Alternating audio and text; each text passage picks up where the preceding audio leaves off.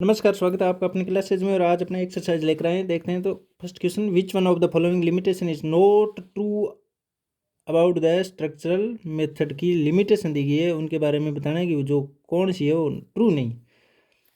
तो फर्स्ट है, much use is made of repetition and analogues structure drilling, ये भी इसकी limitation. The drills presented are generally mechanical, ये भी इसकी लिमिटेशन है, क्योंकि ज़्यादा ड्रिल्स देने के कारण क्लास होती है वो मैकेनिकल डल हो जाती है।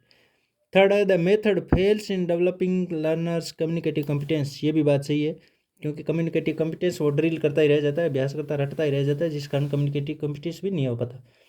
For the structures and patterns are not carefully selected and graded, तो ये तो अपने देखा था कि सिलेक्शन और ग्रेडेशन का तो इसमें सबसे ज़्यादा यूज किया जाता है, तो ये इसका आंसर हो गया डी नंबर, क्योंकि ये इसकी लिमिटेशन नहीं है, इसके अंदर सबसे ज़्यादा सिलेक्शन और ग्रेडेशन का यूज किया जाता है। सेकंड क्वेश्चन है, the structural method primarily stresses the importance of, किस पर ज़्यादा इंपॉर्टेंस देती है? तो pattern practice, vocabulary items, grammatical items और ट्रांसलेशन। तो ट्रांसलेशन इसके अंदर यूज नहीं की जाती, वोकेब दी जाती है लेकिन लिमिटेड होती है वोकेब और ग्रामर। तो इसके अंदर प्राइमरीली स्ट्रेस दिया जाता है वो पैटर्न पर, यानी स्ट्रक्चर पर ही दिया जाता है। इस प्रकार इसका ऑप्शन हो गया ए सही, करेक्ट आंसर हो गया। तो अब अपने थर्ड क्वेश्चन देखते हैं, विच one of the following is not true of the structural method. यहाँ नॉट ट्रू बताया, पूछा गया अपने से कि कौन सा है जो ट्रू नहीं है।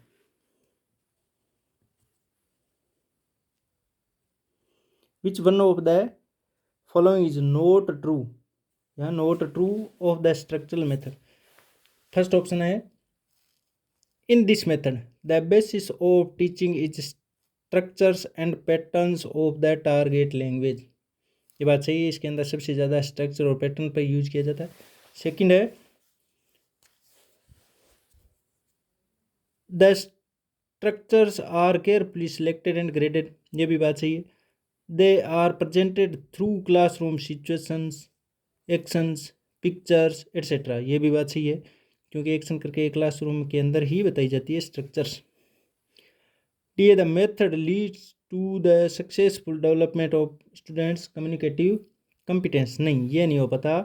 कम्युनिकेटिव कॉम्पिटेंस यानी वो ज़्यादातर उस स्ट्रक्चर को रटने में रह जाता है, जिस कारण वो कम्युनिकेटिव कॉम्पिटेंस जो होना चाहिए वो हो नहीं पाता, तो ये इसके लिए लागू नहीं होता। तो ये राइट ऑप्शन हो गया अपने लिए। फोर्थ नंबर है, the strength of structural method lies in. First option है, listening and explanation of structures.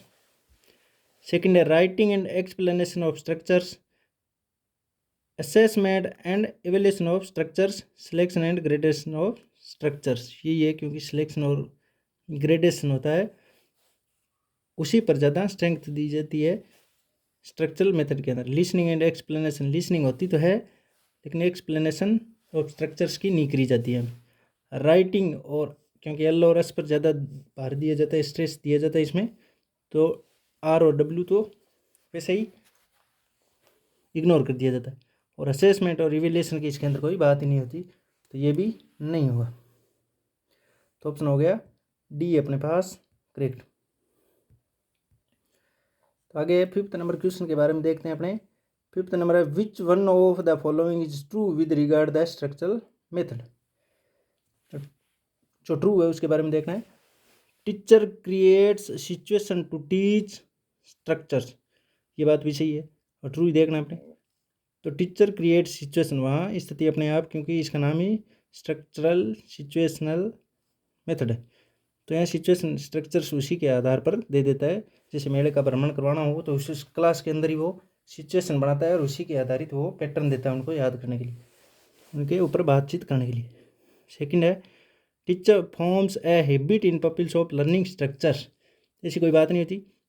Third, teacher explains rule on blackboard, तो होता ही नहीं स्ट्रक्चर बताने की, वहाँ रूल वगैरह बताने की। तो डी है, teacher develops writing competence to teach structures, writing का तो यहाँ कोई रोल ही नहीं होता, क्योंकि ये तो मेथड ही एल और एस पर ज़्यादा फोकस करती है। तो अपने ए ऑप्शन है जो करेक्ट हो गया,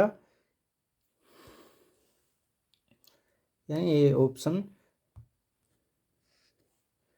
क्योंकि टीचर क्रिएट सिचुएशन क्रिएट करता है टीचर, और वो उन्हीं को एक्सप्लेन करता रहता है। आगे 6th नंबर क्वेश्चन है, which one of the following is applicable to structural method, के अंदर कौन सी है जो एप्लीकेबल है। नीचे ऑप्शन दिए गए, language is taught in meaningful situation, हाँ ये भी होता है। आगे स्ट्रेस एंड हैबिट फॉर्मेशन, हाँ तो स्ट्रेस एंड हैबिट फॉर्मेशन होती है, हैबिट बनाई जाती है वो स्ट्रक्चर्स को रटवाने की। एम्फेसाइज ऑन राइटिंग, राइटिंग का यहाँ कोई रोल नहीं होता। Random selection of language materials, random selection नहीं होता, वो स्ट्रक्चर फिक्स स्ट्रक्चर होते हैं और फिक्स वोकेब होती है, फिक्स ग्रामर की रूल्स होते हैं, उन्हीं के अकॉर्डिंग वो सारा चलता है। तो ये रैंडम सिलेक्शन वाला तो है नहीं, ना राइटिंग वाला है। तो फर्स्ट एंड सेकंड दो करेक्ट हो गए, तो डी वाला ऑप्शन फर्स्ट और सेकंड को बता रहे थे, इस प्रकार ये सही हो गए। आगे अपने देखते हैं question 7 number, in which language teaching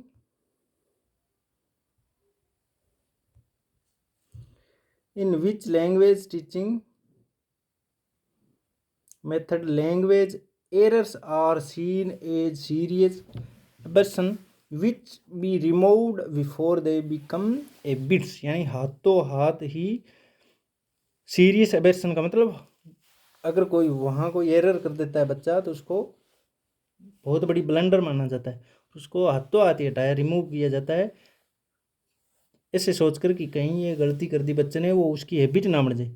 तो ऐसी कौन सी विधि में की जाती है, ऐसे सिर्फ और सिर्फ स्ट्रक्चरल मेथड के अंदर ही होती है। हैबिट ना बन जाए, कोई गलत चीज़ होती है उसको हाथों हाथ रिमूव, इमीडिएट रिमूव किया जाता है, क्योंकि वो सीरियस एबेरसन मानी जाती है। यहाँ एरर को बहुत बड़ी गलती मानी जाती है, अगर छोटी सी कोई बच्चा मिस्टेक कर देता है तो ये सिस्टम होता है स्ट्रक्चरल मेथड के अंदर। 8 नंबर है, which of the following is not as criteria, not नहीं है criterion for selection of language items to be taught. तो अपने ये सिलेक्शन और ग्रेडेशन के अंदर सिलेक्शन के देखे थे कि जो आइटम सिलेक्ट किए जाते हैं, चूज किए जाते हैं, वो किस आधार पे किए जाते हैं। अपने देखे थे रेंज है, coverage, frequency, लर्नेबिलिटी, teachability, usefulness, productivity. तो इसके अंदर कोई कम्प्लेक्सिटी वर्ड नहीं आया था, तो ये अपने आंसर हो गया। क्यों कॉम्प्लेक्स कोई स्ट्रक्चर चुन के या कॉम्प्लेक्स कोई वोकेब चुन के बच्चे को कठिनाई में नहीं डालना होता। कोई वर्ड बताए जाते हैं जिनकी रेंज अधिक हो, कवरेज अधिक हो, फ्रिक्वेंसी बार बार हो, लर्न करने में अच्छे आसान हो, टीच करवाने में भी आसान हो, यूजफुल हो, प्रोडक्टिविटी उनकी अच्छी हो, उन वर्ड्स को सिलेक्ट किया जाता है। तो इस प्रकार ये सी नंबर यानी 3rd नंबर ऑप्शन है वो रॉन्ग हो गया। तो आशा करते हैं आपको समझ में आया तो लाइक शेयर सब्सक्राइब जरूर करें। ये कुछ क्वेश्चंस थे जो 3rd ग्रेड और 2nd ग्रेड के अंदर आए हुए थे, और अभी जो संस्कृत विभाग का हुआ उसके अंदर भी ये क्वेश्चन पूछे गए थे, वो ही उठा कर लाया हूँ। तो उनके अकॉर्डिंग भी मैंने आपको पढ़ाया था। तो अगर अच्छा लगा हो, आपको फ़ायदा हो, तो लाइक शेयर सब्सक्राइब करके बताएं ज़रूर, कमेंट करें। धन्यवाद।